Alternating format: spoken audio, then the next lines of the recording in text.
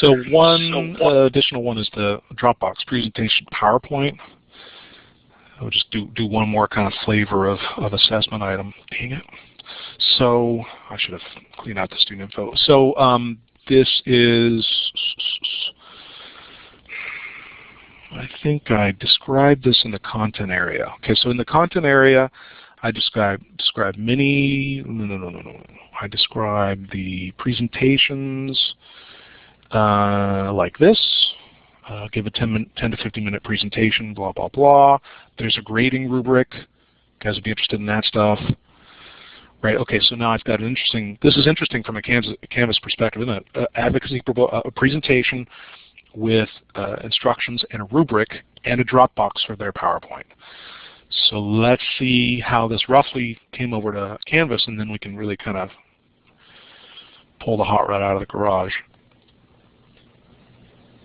And that was, I would expect to see that under a Dropbox, under the assignments area. Yeah, we don't use well, we don't use the term Dropbox, but any assignment can be a, quote, Dropbox assignment, and I do see advocacy presentation right there.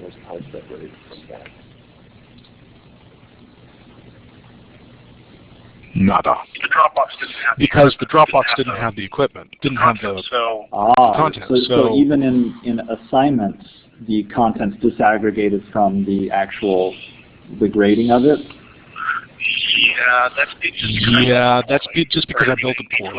Right, I mean, in D2L, the Dropbox should have an area where you can the content, see what I did here? So this, it's a web page content. It's a web page content connected to Dropbox, but the Dropbox itself really shouldn't have the content. Well, you can have the, we will find the content in the files area, I'm sure. And so what I would recommend is finding the content from the files and copying and pasting that directly into the assignments here in Canvas. That's kind of the optimized method of doing it.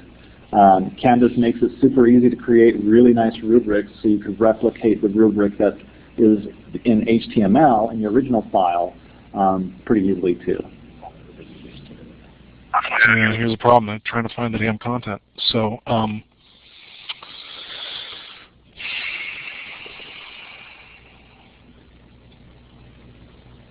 so the file was called. You guys looking on your end for where that? Are you guys looking on your end for where that would be? Jeremy, one thing I noticed while I was looking through some of the files, was this course perchance based on an Angel course at some point? Because I did see some Angel content. Yeah, probably. Okay. Yeah.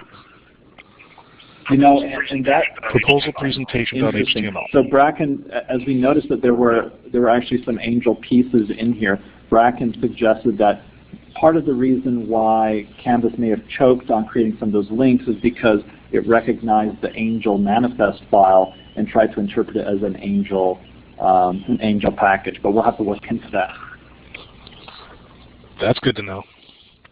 All right, so proposal presentation.html needs to be the preamble for this Dropbox. Yeah, so over on the right, just click Edit Assignment, and you could paste that right into the content editor. So paste, yeah, okay.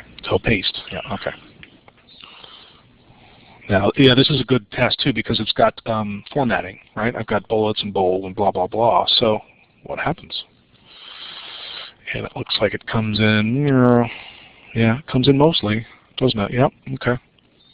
And, ooh, nice, look at that. And I'll just note that after you click Update Assignment, you may want to convert this HTML-based rubric into a functional rubric that, that Canvas will use with the speed grader. That'll save you a lot of time. Okay, so let's go through that. Okay, I have the grading rubric. So over on the right, click Add Rubrics. And down at the bottom now, so this is going to be pretty easy for you actually to just, you should be able to just copy and paste. So this is a little bit of a different rubric in terms of the way that you've structured it, but I think it's still fine. I'm going to look at this for just a second and quickly strategize how we would lay this out.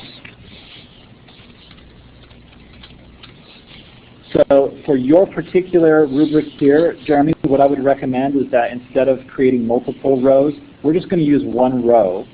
And over on the right, where it says ratings, full marks, you see that a little bit to the right? Just a little bit to the right, directly under ratings. Yes, just click on full marks there. Okay, and you would put in your first description, and then 20 points below that.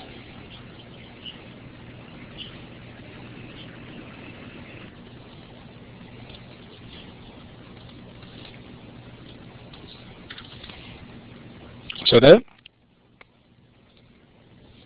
Right. So you can, if you position your cursor between that first rating and the next one, you're right there. Click on that little black line that appears. You'll be able to add in multiple point values. Just click there once. There you go. Yep.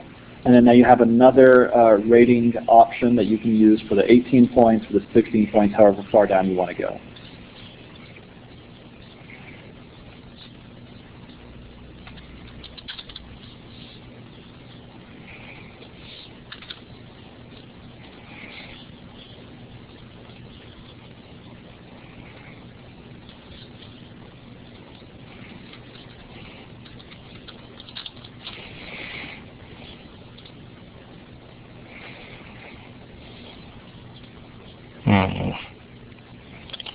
So where's 18.0?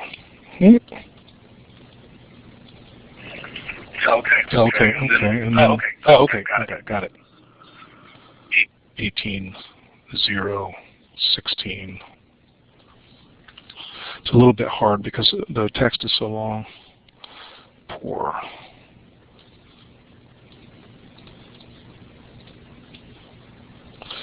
Just put it here. 14. Yeah. Okay, how do I get rid of this column here? Just dump it. Good. Okay. 18, blah, blah, blah. Okay, right. So, all right. So this one points. This is the total? Right. Now down below, you'll notice that there are some options for the use of this rubric. Once you've finished filling out your point values. I think I'm done, yeah. I'm done, yeah. Down below, you've got a couple of options here. One is to use this rubric for the actual grading, and I think you do want to use that. And then just create rubric, and you should be good to go. You can then alter the description of your assignment to eliminate the HTML rubric, since this will appear for all the students when they're viewing the actual description. This was pretty interesting. The columns now, did they reorder themselves, or what happened there? I saw something happen instantly. They may have just adjusted the layout kind of based on the number of columns that you ended up with, as opposed to what it originally offered for you. Okay, this is Ajax. Okay, this is the Ajax. Yeah, we do use Ajax. Yeah. Yeah, this is really interesting. Wow. Okay, so now that I've got this rubric put in your system and converted over, so how's that worth the work? Well, so now as you get students submitting assignments, you'll be able to use our SpeedGrader app, and you'll simply be able to click on those different point values. Yeah, go ahead and click on that and see. There won't be any student submissions, but if you click rubric now, view rubric on the right-hand side, it's a simple click on any of those, and you're done. And it saves it for you. Now, once student submissions do start coming in, you'll be able to see those right from that main pane without having to download the assignment. Okay. And I think because this rubric has that really long description on the first one, you have to scroll down a little bit to save the results, but shouldn't be too bad.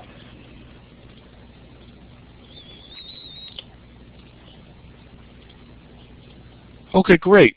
All right, this has been Jeremy Kemp with San Jose State School of Library and Information Science, and I'm here with Jared. And who's your cohort there? I'm here with Bracken. At the company? Bracken.